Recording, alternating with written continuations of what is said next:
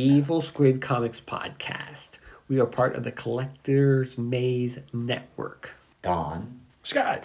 Andrew. Invincible Volume 10. If anybody's counting, it's issues 48 to 53. 48 to 53. Yes. Well, that's good. I'm glad you broke that down for me. I did. Dude. This one's a bit more of the slices of life type of thing going on, wasn't it? Oh my god! Until you get to the awesome freaking issue with his brother. Yeah. Where he's like covered in blood and he's like... Where he takes out the ballers, twins. He takes out the twins. Yeah. But I still feel like it's a little slice of life type thing going on there. So, well, yeah. Do you guys want to just... I mean, that's the part I'm interested in. It's just that. But the slice of life? No.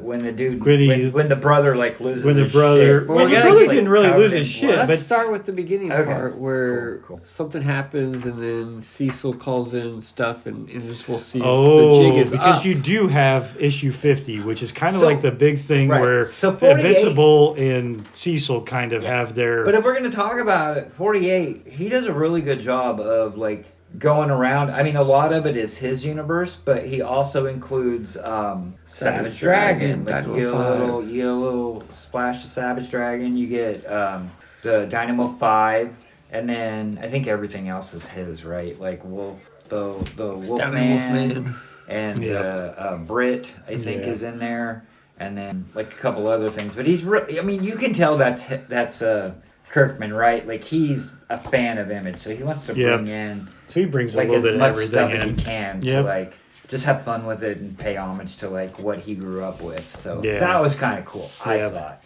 And it does kind of play out because the what's his name, the Gravity dude, like he's the main villain, right? Like he breaks out of prison or whatever. Doc Seismic, He breaks out without needing his little power thing or whatever. He talks with the underground. And he captures all these guys. He captures all these tricks. But then Cecil has to send in his little backup guys to help save the day. Yes. But it turns out Cecil's little backup guys were designed by a guy who was a little bit of deranged anyway and killed actually some people and really fucked up one of Invincible's friends. Yes. Yeah. And so that's what that's like what draws the line, right? With with Invincible, because he sees Cecil using these whatever, I think they call them Animen or whatever they call them. Yeah. And he's like, oh my god, I thought you like made this guy. You said you were gonna make him pay, and now he's like working secret for you. And Cecil's like, dude, I don't care if I have to sleep with the devil. If he keeps the planet safe, I'm doing it. Yeah. And he's like, well, I can't be a part of this, so I don't work for you anymore. And so they make a split. It's a pretty violent split. But it's a pretty violent split because there's a big throwdown. The Amanamen or whatever they are, Reanimen come in there and there's a ton of them and they in the White Room. The White Room, we're in the White Room. And they end up, there's a fight that goes on. But to Invincible's credit, he's holding his own until he comes to find out that Cecil has implanted some type of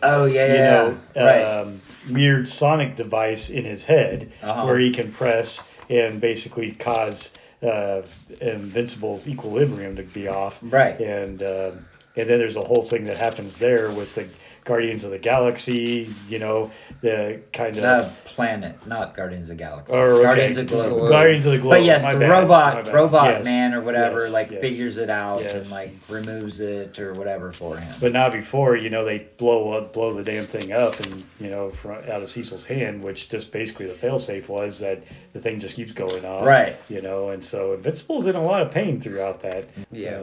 But yeah, that's pretty much the end of the friendship between Cecil and Invincible. Yep. He breaks ties, goes right. What's interesting, though, is there's a nice little sub-story in there somewhere. The origin of him. Yeah, where it talks about the origin of Cecil and how he really did not... He felt somewhat the same way as Invincible of, hey, these guys should pay for whatever they did, and even went to jail for killing a couple of, what would you say, rehabilitated bad men, I like the twist during that origin story that they found out that Cecil actually knew that Omni-Man was not who he said. Oh, yes, I did that too. I thought that was this guy's lying out of the ass. Well, we'll just keep our eye on him, and I'm going to use him for as long as I can. Yep. And there's also in the background, like you guys said, Slice of Life. Also, it's a lot of Invincible and Adam Eve. Yeah. Trying to get together and work out their relationship and going on dates and things like that. Yeah, they finally get together. Right. And then there's a little bit of his friends, the guy that got messed up. I can't remember his name. I want to say it's Rick, but is that right? They got messed up. So there's like a little page there where they go out and go like bowling or whatever, and then his college roommate or whatever, he's like actually moving out and moving in with Rick to help him because he's having a hard time. So that's pretty much like your slice of life stuff, I think. Sure. Yeah. And there's also that other thing where I can't remember if it happened in this one or the one before, but like when Invincible came home and his mom was making out with that dude and he knew who he was, and so he blew up about that. Family drama. Yeah, there is the family drama. But the biggest one, I guess, at least I felt like, is when his brother. He's trying to teach his brother. He's trying to teach him, and his brother he comes to find out his brother already has his powers, and so he kills both of the. Oh my God, it is so good. The eyeball popping out. He kills the twins. Yeah, he kills the one, and then he acts like it's an accident, but then he kills the other one. Then acts like it's an accident. It's like, how could it be was an accident? Oh, no, it was an accident. And then he's talking to Invincible because Invincible's talking to him about it. He's like, dude, you can't do that. Like, he's like, why not? Why not? Yeah, he's like, I'm not even human. He hasn't. Like, I'm half this insect and I'm half Viltrumite. Like, I don't give a shit about these humans. Like, why do I care? They should pay. They were bad guys, so who cares if I kill them? Yeah, he's kind of like a little kid in maturity, but he's really powerful, and he hasn't quite built his conscience, moral compass. Right. But if you look at it from his point of view, though, I mean, what else would he know, right? Like, well, yeah, he hasn't been educated, right? He hasn't been socialized. He hasn't been. Well, it also made me think, bringing into values of. It's society. the whole. Honestly, I see his point of view just fine. Oh yeah, absolutely. But it's now the whole. Scared. It's the whole thing with like Batman.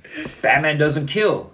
But the Joker breaks out every time and kills 100 people, right? Yep. And then the Penguin breaks out and kills 100 people. And it's like, I mean, I get what he's... Like, no, obviously it's not like I wouldn't necessarily want it to be that way.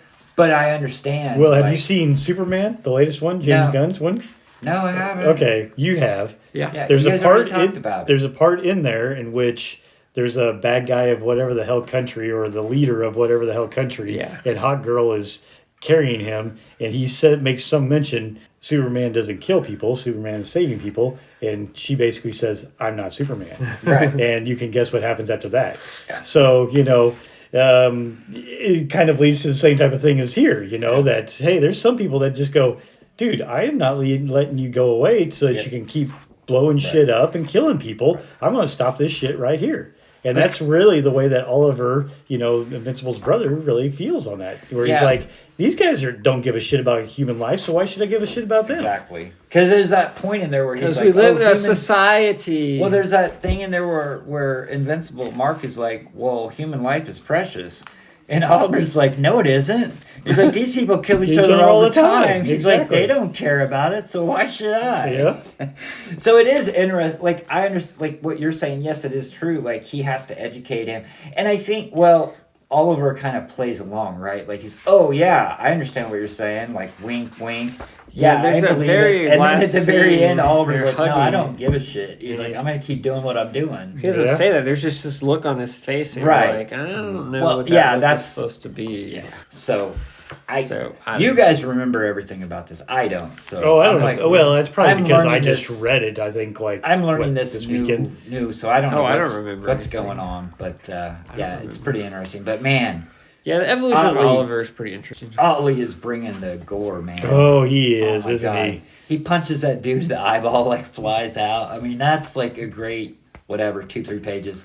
Oh my God, I wonder what those would go for now. Like, what they went for then, and what amazes me, what I always find amazing with these hardbacks or these hardcovers is when I get to the back, where it starts talking about, oh yeah, if you see him, always ask for a commission. Now, granted, this was 10 years ago or something like this, in which probably a commission was like maybe $100 and that, and And I just look at this and go, oh my God, too bad I wasn't. I kicked myself because I went to C2E2 and Otley was there. Yeah. And he was doing his whatever. It was like $100 for a 15-minute sketch. For 15 minutes or something, Yeah. And I was like, oh my God, I can't do that. Yeah. You know what I mean? Yeah. Because back then there was a lot of money to us, right? Well, true. Yeah. But still, it's like, Yeah, exactly. Yeah, but now something like that would be what? A couple $100 now? And if so he even did it. That's true. If you even do I don't know something. that he even does stuff at conventions other than sign You stuff. pay him enough, it is. Well, probably. But yeah, I know what you're saying.